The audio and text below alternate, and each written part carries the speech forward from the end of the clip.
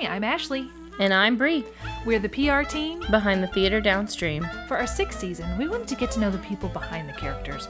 We wanted to get real. This week, we sat down with Joy Willoughby, who plays Aunt March in Little Women. The conversation with Joy was full of surprising revelations, including how many times she has moved in her life, how she applies real-life coping mechanisms to overcoming stage nerves, and how the Memory Palace method of line memorization made being in Steel Magnolias so much easier. She also shared why theater is so appealing to her, and the hardest and most expensive life lesson she has ever learned. The time we spent with Joy proved to us over and over that she lives up to her name in every way. She is full of life and full of joy, and we very much love getting to know more about our friend. We hope you do too. Welcome to Getting Real. Thank you.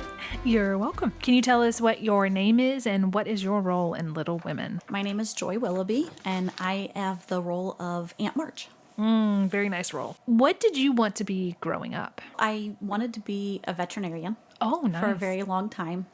And then I learned that you had to put animals to sleep and decided that I couldn't do that. So then I wanted to be an architect. Ooh. Yeah. What's your favorite kind of architecture? Do you have a period that you like the best?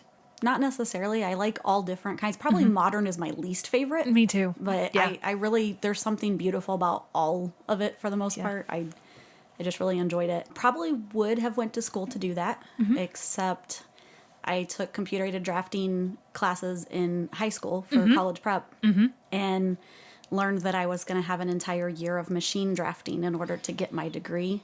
And it was so boring. Oh. It was. I hated it so much. You had to count, all the little, I can't think of the correct things, but when on the screws, all the little threads on the screw, you had to make sure they were the exact, millimeters apart, and you had to draw them all by hand. And because, I'm older, and so we didn't have fancy computers to do it on. Right. And so it was such tedious work, and I absolutely hated everything about it.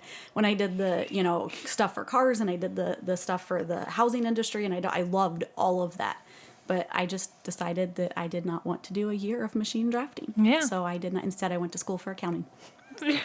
And you didn't think that was boring? No, it's just adding and subtracting. Okay. I mean, Okay.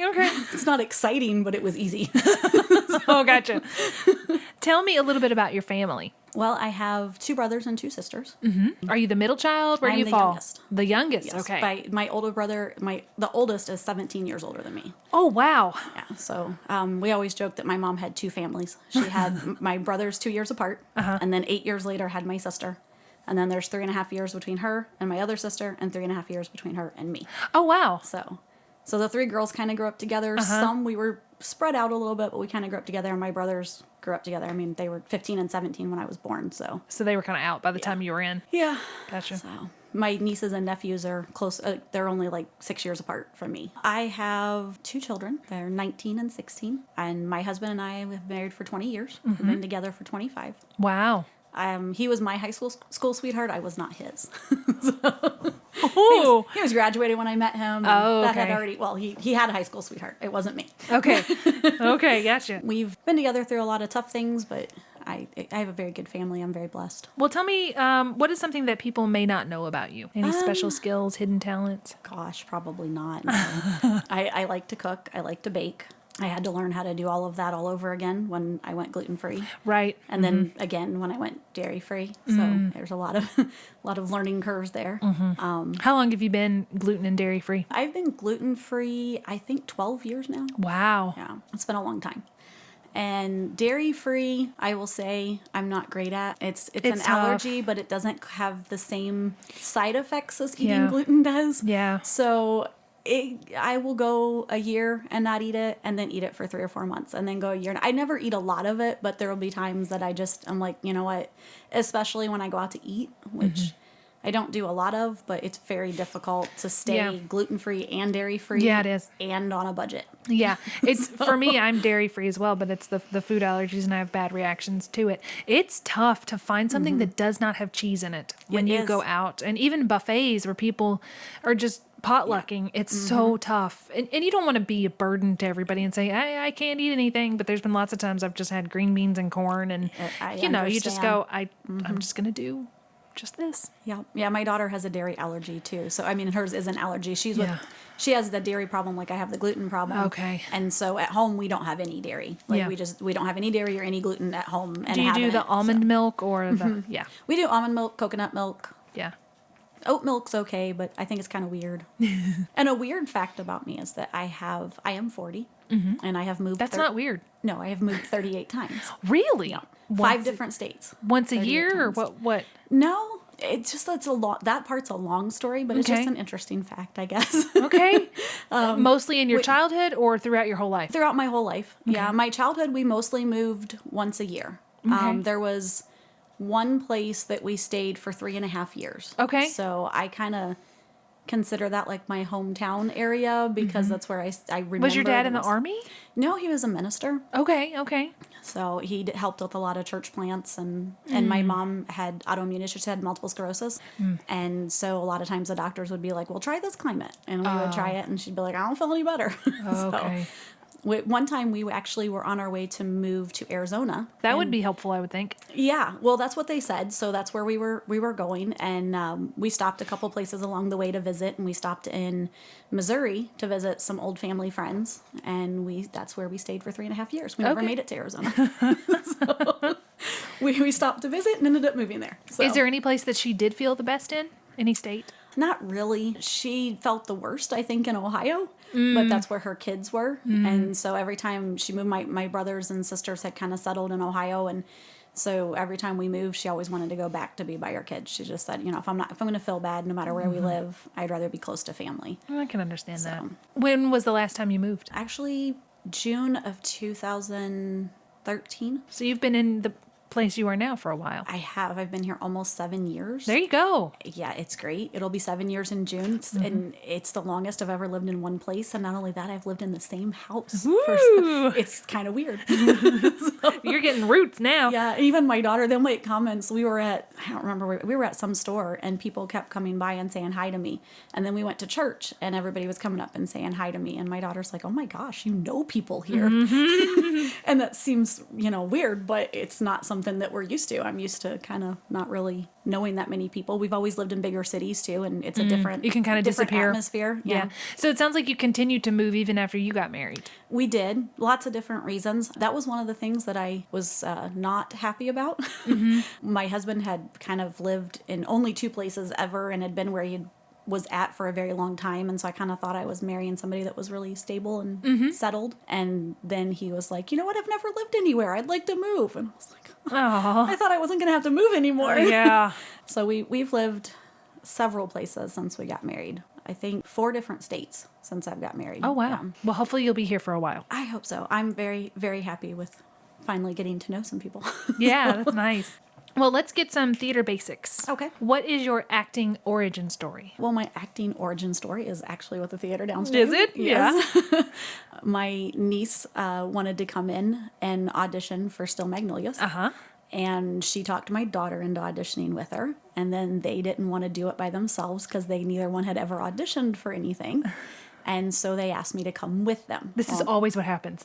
Always, always, always. The person's like, that's coming, just be the company is the one that gets cast. Yes. And I think it's because they're not nervous. I think that was the case, that I just had fun with it because they asked me on the way there, they bugged me, "Please audition with us." And I was like, "I don't want to audition." Like I had honestly never even considered theater. Like it was not something that had ever even been on my mind. It wasn't something I'd always wanted to do. And it just wasn't. So I was like, I don't want to audition for theater. I don't have any interest in doing it. And so they were like, "Well, just do it. Come on." Finally, by the time we got there, they had talked me into auditioning. And I think that's part of why I just had fun with it because I didn't care. Yeah. I wasn't excited and nervous and like, I really want this part. It was just kind of like, whatever, I'll just get up here and have fun. Then I will never forget when I got the call, and it had been a very long time since I had watched Still Magnolias. I didn't really remember the movie that well. I remembered that Shelby died and it was sad. And so when they called me and asked if I would take the part, and I asked them what part that I got, and they said Truvy, the hairdresser. And I was like, okay. And I'm thinking that can't be a very big part. So that sounds great. I could do that. And She has the most lines in the whole show. And then- it's tough because she's the one that changes the subject. yes. And then I came to the read through. And I asked Kevin if it was too late to back out. I was like, I really did not know what I did not know what I was agreeing to. I don't know what I got myself into. So What did he say? he just laughed at me. I think he thought I was joking, but I was not. No, I'm serious. Let me out. Where's the door? So then I just laughed too, because I was like, okay. Oh, this is a joke. Okay. And it turned out to be a lot of fun. I was extremely nervous through the whole thing. I had absolutely no clue what I was doing. You were good, but though. it was fun. I had a blast doing it, but oh my gosh, that was so nerve-wracking, because I just knew I was gonna like get up and forget all of my lines or something, because it was so new. But I had so much fun. Obviously, I came back. So What was your favorite scene in that show? oh gosh, there was so many good ones. The whole show was so much fun. I really don't know that I've never really thought about that. I don't know that I have a favorite scene. I think that I have a favorite character. Yours? No. Oh, who? Jill's. Oh, Weezer. Yes. Yes. She was I loved the way that she played that, and I had so much fun with all the scenes that she was in. I really liked the scene where the guy was, I'm very bad with remembering names. That's okay. Yeah. The guy was shooting the gun and Drum. yes, and I had to run up on the couch and Jill come running in. Yes, yes. I liked that scene a lot. That was fun. But pretty much any scene with Weezer in it, I thought was great. It is loved funny. it. She was really, really good. Do you have a dream show or a dream role now that you're kind of in theater? Is there any part you would love to play? I would like the opportunity to do a lead role, but again, Yeah, I was going to say, Truvy's pretty big. but as far as the play, I will have to say there's not a lot of theater that I'm really familiar with still, because it wasn't something that, I didn't grow up watching plays or anything like that. But pretty much any show that has a small cast, I would love to be a part of again. I think as much fun as I had doing the musicals, and I would not want to lead in a musical. I do not sing. Nobody wants to hear that. So, I don't mind helping out in the back a little bit, as long as nobody can hear me and I just kind of blend in. But as much fun as I had doing that, there's just a different ambiance when there's, such a large cast and you don't really get to know everybody that well. Yeah. And I think I would just love to do another show where there was just a really small cast, which Little Women's pretty small, so we're having a lot of fun with that. That's good. Do you have a method for memorizing your lines, like your Truvy lines? What did you do to memorize all of that? A lot of repetition, and then also you helped me with the different stage placement. And Yeah, the touching Memory different Palace. things. Yes. I can't remember. Yeah. Have we talked about that before, Brie, on here? I forget whose episode it was, but we were talking about that. I guess whatever episode that was, I don't remember one of the things that happens with Truvy is she had to change the subject, and it would be out of the blue. And one of the things about Steel Magnolias is it's the show about human connection, but we spend like the whole first act not looking at each other because we're both looking forward into this fake mirror. Right. So not only are you having to change the subject, but you can't really look at anybody to go, what am I supposed to say next? And I can't really help you because I can't see if you're Right. So what we came up with is this idea I got, I think, from Sherlock, the Benedict Cumberbatch, his memory palace. And we came up with the thing that she had on her tray. I guess I should say I played Shelby with Joy in that show. But so there was a lot of different hair products that you had on your tray. Yes. Some were related, some you used, some you did not. And we made up, okay, this hairspray, we said it in a particular order, and we said the hairspray is this subject. Yes. And the butterfly clips is this subject, and just kind of went around the tray.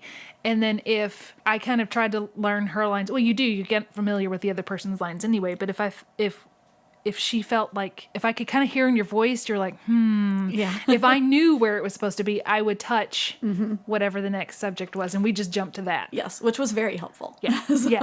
Yes. I wish I'd thought of that earlier for me and other stuff that I had done. So is that your main method, is just reading it? My family helps. They'll be the other characters, and we'll just go over my scenes over and over and over again. That's mainly what I do. And then when I'm on stage, I still use that with trying to find different placement and things to kind of look and say, okay, that when I see that, or when I'm looking at that direction, this is what's happening, and kind of give myself little cues and little things to play off of. So it still helps? Yes. Oh, yeah. good. Yay. Who do you look up to as an actor, director, writer, whatever you want to say. It can be local or it can be movies.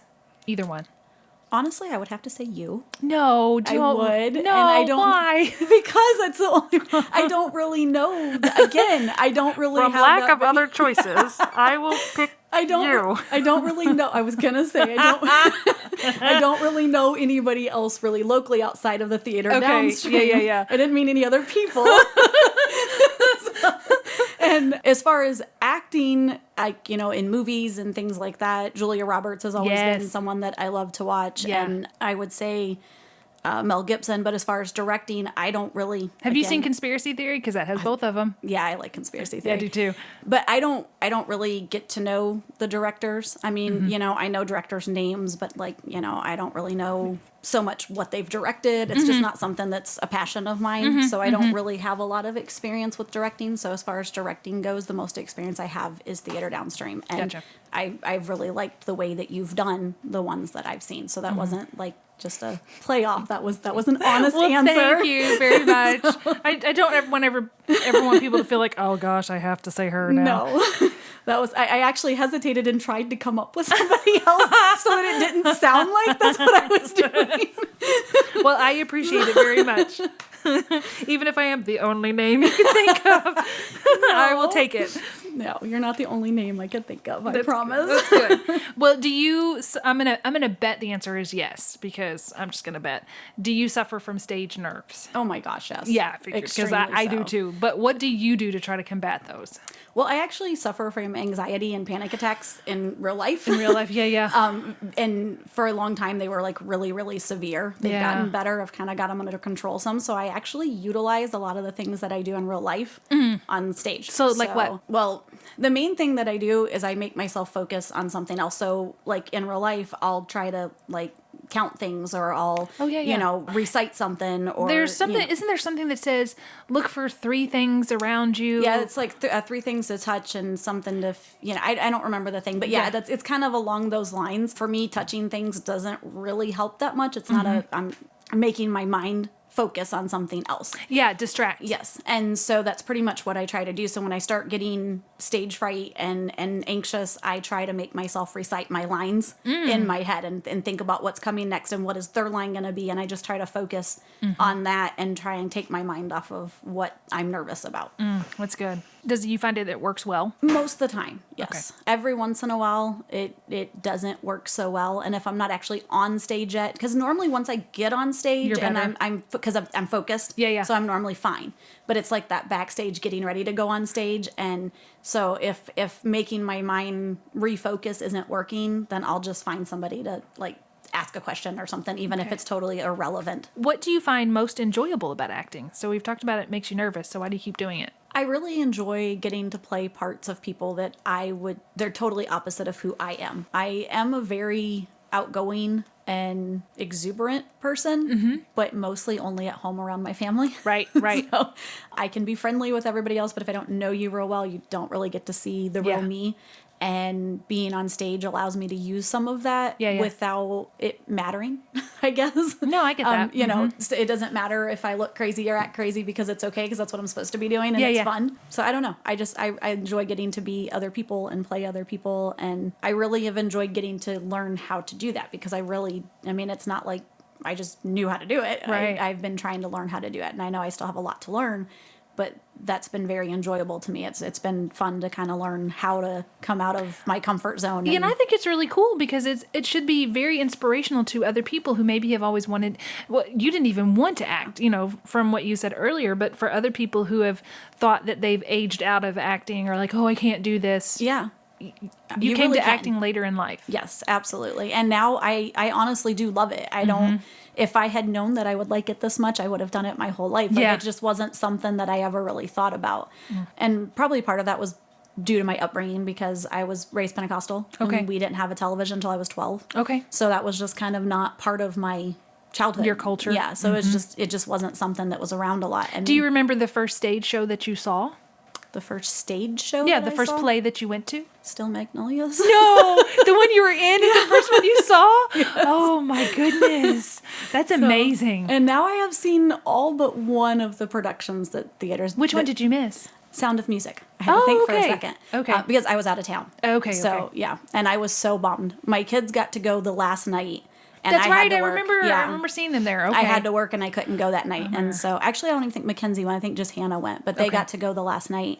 And I didn't get to go because I was at work. And I was out of town for the other two. It was good. Yeah, I've missed several auditions because I was out of town, so I didn't get to audition for stuff, but I've managed to see the shows for all of them. We even came to all the high school ones last year and the year before. So That's cool. We've very much got She's the like, theater oh, so bug. this is I'm in. Yes.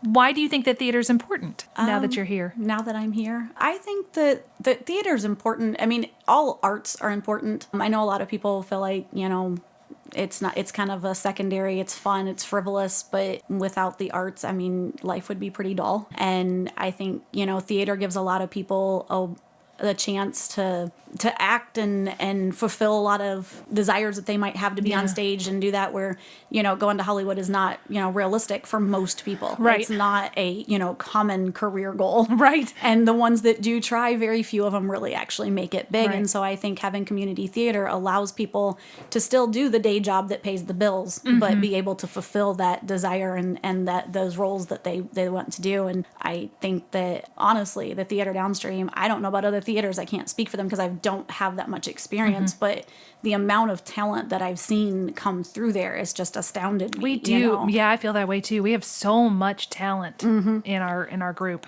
Yeah, and I think it's wonderful that, honestly, a lot of those people wouldn't have any outlet for that if it wasn't for community theater, because there isn't another place where they can go and utilize that. You Right. know, just because you're talented in acting doesn't mean that's going to help you in your day job. Right. And so, if you're talented in singing, you might be able to do that at church. You might, there might be a couple more outlets, but, just with the acting portion of it and, being able to make people laugh and do that. Not everybody can be a stand-up comedy, comedic, but you might be able to get up and do the acting and just be, amazing at it and make people laugh, even if you couldn't stand up and do stand-up comedy. So I don't know. that. I just Yeah. think there's a lot of outlet there for a lot of talents that would get overlooked otherwise. I agree. So. If you could wave a magic wand and change any one thing about the theater industry, what would you change? There's probably several things that I would like to change, but not necessarily. There's probably a lot that I don't know. But just from what I've seen, I think I would love to be able to give more money to them so that there would be more availability and that people would know about it. I mean, I lived here for 4 years before I knew about the Theatre Downstream, and I live 15 minutes away. Right. It's just... Well, I don't know. I don't even know if we were around for those 4 years. We started in 2014. Yeah, well, I moved here in 2013. Okay. So, okay. yeah, so you guys were there 3 years before I knew anything about it. Until I heard about Still Magnolias, I'd never heard about about you guys before. And that's not a bad thing, but it's just one of those things that it would be nice if there was a way, but again, budget, I know, doesn't allow for a lot of advertising. Yeah. It doesn't allow. So it's, especially in the beginning, I'm sure you guys relied a lot on word of mouth. And so, like I said, I'm sure there's other things that probably are more important, but I don't know enough about the industry to know, what should be changed. That's just been my experience, is that I think, if there was a way to get more funding, it'd be nice to be able to spread the word. Yeah. Well, we're going to transition into some Little Women specific questions. Okay. So why did you want to be a part of this production specifically? There was a couple of reasons. One was, again, I knew it was a smaller cast, and those I really enjoy. I really enjoy getting to know each of the people that are in the cast and, get a little bit more. It's a little bit more intimate group, and pretty much everybody's at every practice. So every rehearsal's got almost everybody there. And so you kind of get to know each other a little bit better. That appealed to me. I like the story of Little Women. It is something that I did grow up with, because there's books and movies and shows and, Yeah. and I've seen it portrayed a few different ways, but it was something that I really did enjoy. And then the fact that Jill was directing helped a little bit too. Yeah, because you knew her. Yes, Yeah. because it was somebody that I knew, so I felt like I would be a little bit more comfortable, and she'd be able to draw me out of my shell, because she was good with helping with that too. So. Yeah, I think that's really important. It's important to feel comfortable with the people who are running it. Well, I guess you kind of have answered this. What did you know about Little Women prior to your involvement in the show? It sounds like you knew pretty much everything. Yeah, I knew the storyline. I've seen it, I've read the book, I've seen the movie, I've seen a couple of the movies. I think I haven't seen the new movie yet, and people keep spoiling parts of it for me, so I really need to go see it. I actually preferred the miniseries. Did you? I did. don't know that I saw all of that. I did see some of it, but I don't think I ever finished that. Okay. So I do need to do that too. But I have seen some of it. With Maya Hawke. Probably I'm terrible with names. Yeah. Good with faces, bad with names. The most recent BBC miniseries, I really, really enjoyed that one. Okay, yeah, I need to go back and finish that. I just don't have a lot of time to catch up on things. If I miss it when it's happening, then that's pretty much, it's gone. I've gotten more like that as I've gotten older. That I wish I had the time I had when I was a teenager to watch all the movies I did. Yeah. And now it's tough. Yes. What do you feel like is the most intimidating part of bringing this classic story to the stage? I think the most intimidating part is kind of the same as like it was with Still Magnolias, which is kind of trying to stay true to the story and the characters and the way that people love it while still bringing something new to it and kind of, being myself some while playing the character. How but can you not make it fresh? Right. Trying to make but it not a little, too fresh. Exactly. So I think for me, that's the most challenging. It's even with the direction that I get, sometimes I'm like, okay, I don't know what you want me to do because you're doing do this, but no, don't do it that way, but do it that way. And I'm like, and I always end up figuring it out by the end, but sometimes I'm just like, okay, I'm going to mess this up and then it's not going to be. But that's what rehearsal is for. Yes. But that's the intimidating part. I'm just worried that, when I actually bring it to stage that it's going to be so far off from what people are expecting that they're going to be like, oh, well, that's not how I would have played that. Right. Which I've heard and seen people say. Of course. And people will always give their opinions. So I think that is definitely the most intimidating part of it for me, is that it is such a classic. What do you love about Aunt March? And what's the easiest or hardest part to identify with? I kind of see Aunt March. I mean, she's very foreboding. I kind of feel like she probably, she's a widow. And she's kind of been by herself with her money and, and I think she's just decided that she's going to take in, her brother's children and make them what she thinks they should be rather than loving them for who they are. But she feels like she's doing it the right way and for all the right reasons, and their parents are just messing them up, And so I think that in her own way, she does everything she does out of love, but she's just not very good at showing what she's feeling. So she wants to kind of control how everything happens and the outcome of everything, but she feels like it's for all the right reasons and out of love for them. That's kind of how I feel. Hardest part to identify with me would be that she's wealthy. Like, gosh, yeah. Aunt March has buku bucks. It's like, oh, what's that like, Aunt March? Yeah, I could not imagine that. Me either. No. Most being able to travel around Europe and just go there for funsies. I was actually talking to Chloe this last practice, and she was saying something. I said it would be nice to go to France or go to Paris, actually. And she said, yeah, that would be great. I said, yeah, I don't have the money to go to Paris, Kentucky right now, let alone Paris, France. So that is not happening. So I couldn't imagine just being able to be like, I'm going to go to Paris and go on a, extended vacation for my health. I know. They used to do that all the time back then. Yes. And you just wonder how in the world, I guess they didn't, well, I guess they didn't spend money on stuff that we spend money on, like going out to eat or movies. So they have disposable income. I'm sure if I didn't spend money on movies or McDonald's fast food, I could go to Europe. Yeah, I still couldn't. I don't know. I probably couldn't. If I never ate, I could go to Europe. There we go. There we go. That might not be very much fun when I was dead. So. Yeah. Take my corpse to Europe. I'll save all of my food money so you can go. That's right. That's right.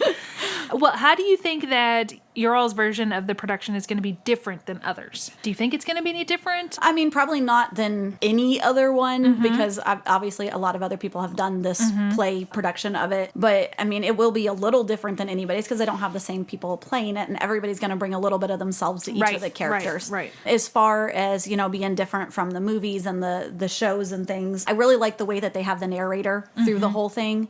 I really think that helps kind of tie all the pieces together for everybody, so you can kind of hit all the highlights and the most important parts, and everybody that's in the production has their own little take on how their character should be. And I do think I've not seen anybody play some of them the way that they're being played, and I like the way they're being played. Yeah, so that's cool. Especially, I think probably Jo is one of the ones that I think she has a lot of fun with it, and it seems to just come very naturally to her. There's several of the people that I think everybody's doing an amazing job, but there's several of them that it's just the way they're playing it wasn't how I pictured it or how I've seen it played, but I really like how they're doing it. Oh, that's good. Just, it really works. Well, why do you think people should come see Little Women? Well, because it's going to be amazing. Well, of course. If you like the story at all, or even if you've never heard of the story, you're still going to have a good time. And I think it's great for, all ages and all groups. I think, men, women, kids, everybody's going to enjoy it. I think it's a story that kind of crosses all those lines. Everybody can kind of see a little bit of something that will speak to them in it. Well, we're going to move on to some rapid fire questions. And this just means tell me the first thing that comes to your mind. Oh, fun. It's not really, there's no wrong answers. If you could choose the next TTD show, what would it be? Peter Pan. Ooh, very nice.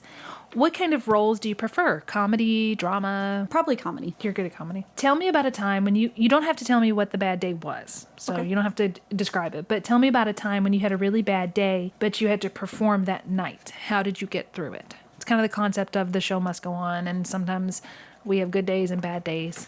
I would say probably kind of the same way that I get through the stage fright. It's just making myself focus on what I needed to do and put myself into the character rather than think about what I had going on. What is the biggest audience you have performed in front of? Well, I don't know how Probably many, one of it the was- Mary Poppins audiences, I Yeah, would think. it was sold out, but I don't remember how many that is. So That would be around 450 people. okay. Something like that. In the story, we have Amy, who's kind of got a little bit of bad behavior when she's younger that she kind of grows out of and matures as the play goes on. Is there any behavior or habit that you had as a child that you've gotten rid of as you've gotten older? Probably the main thing would be trying to please other people.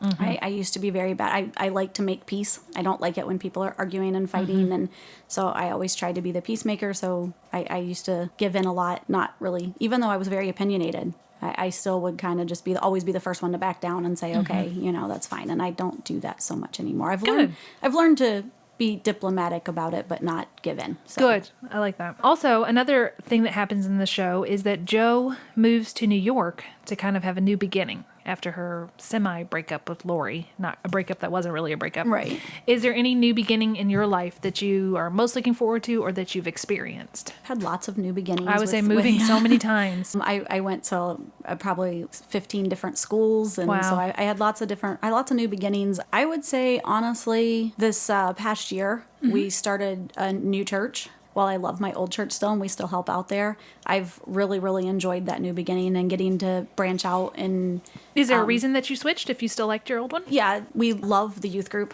at our old church, and that was one of the main reasons that we went there. But then my oldest daughter graduated, and most of her friends and Mackenzie's friends graduated at the same time. Gotcha. And so there was just only a couple people there that was Mackenzie's age, and so I kind of wanted to branch out and see if we could find another place. And so we were looking, and then we had a friend who passed away, and his kids were friends with my daughter, and so she started going to youth group with them.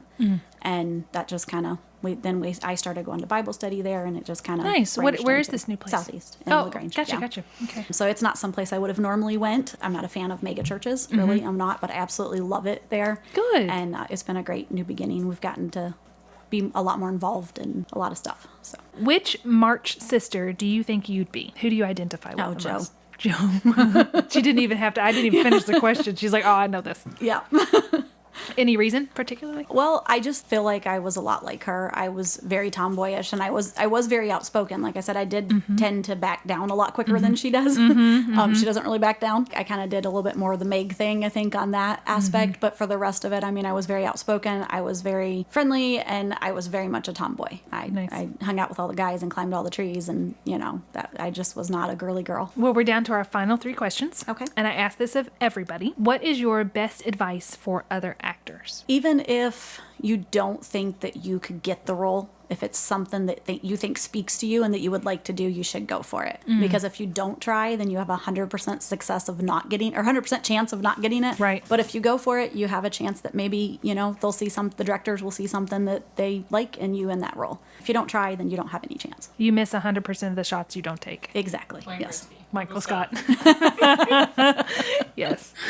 What would you tell the 10-year-old version of yourself if you could go back and talk to yourself? Make sure that I went to college when I graduated high school. I did eventually go to college, but it was a lot harder, and I did not end up with a degree. I had to quit one semester before I finished my degree. Oh, why? Well, I had 2 kids, Oh, yeah. and my husband was in school, and we had an opportunity for him to finish his degree, but in order for him to do that, and it would be paid for, so we wouldn't have more student loans, which we already had so many. In order for him to do that, he had to do it 40 hours a week. And it was an hour from our house, so it was 2-hour round trip drive plus the 40 hours a week. So he could only work on the weekends, so I had to go back to work full time. And so Gotcha. working full time and taking care of 2 kids It just wasn't feasible. And that was a life lesson that I learned the hard way, because I did not know when I quit and I said I'll go back and do it later, that your credits expire after 7 years. No, I did not know that. I did not know that either. So I went back, I think it was 7.5 or 8 years later. I signed up for everything. They got my transcripts, and then the advisor called me in and they said, I'm sorry, but I can't use any of these. And I said, why not? They're good. I had good grades. I was on the dean's list. You know, I did really good in college. And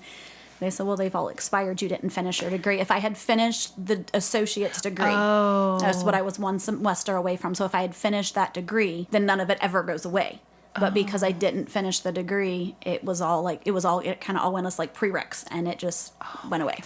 And no one had ever taught me that. I had never heard that before. I was devastated. That before. Yeah. Have you thought about getting a second opinion? I did. Yes, from a couple different people, and everybody told me the same thing, that yes, they do expire after a certain amount. Now, there are some colleges that will take some of them, but it's kind of the equivalent of going and doing the testing to see if you test out of the lower classes. It's not really enough. I did start back to school because that's what they did. So I was able to skip all of the lower classes and, go, but it was still going to be almost 2 years. And I had already done almost 2 years. Yeah. And I was going to have to take out more student loans. So I did one semester because I'd already signed up for everything. And I was like, you know what, I'll just do it.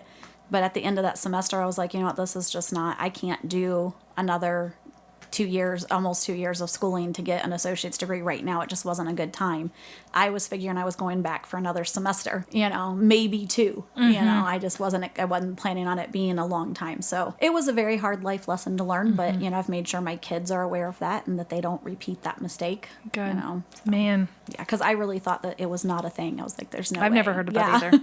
I was like, no one ever told me that can't be true, but I have gotten several opinions since then that all told me the same thing. So I'm still paying off student loans from school that I did 16 years ago. Oh, yeah. I read a post the other day about all these people who have the student loan debt, and it's $100,000, and they pay for 15 years, and now it's $140,000 because of interest. Yep. Well, it sounds like I may know the answer to this last question. If you knew you could do something without fail, what would you choose to do? If I could do something without fail, I would actually go back to school and become a counselor. You'd be really good at that. So, yeah, that is something that I would love to do, but it costs a lot of money. Yes. And it's a lot of schooling. So it's not really feasible at this time. Maybe at some point. I am 40, but I am also only 40. Yes, depends on how you look at it. Right. So I do still have some time left to do that. So maybe once my kids are grown and, expenses go down a little bit. Well, I mean, if you're going to be in debt, you might as well just dive in. Yeah. Well, I'm so close to paying off my husband's student loans that I'm not doing anything and he's going back to school this year. So what's he going back for? He's a nurse and he's going back to get his bachelor's degree. So. Gotcha. Well, that is the end of my questions. Anything else you would like to say? Thank you for having me. It has been a very good time. Yes, I've enjoyed it, so thank you. Thank you. Special thanks to Joy Willoughby.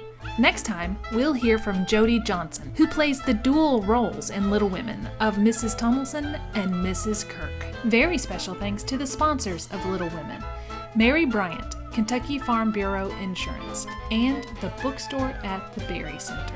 This episode of Getting Real was executive produced, edited, and written by me, Ashley Raymer-Brown. It was produced and co-written by me, Bree Highshoe. Music was provided by Final Cut Pro, and artwork was created by Ashley Raymer-Brown. That's me. And Bree Highshoe. That's me. Getting Real is a separate entity from the Theatre Downstream.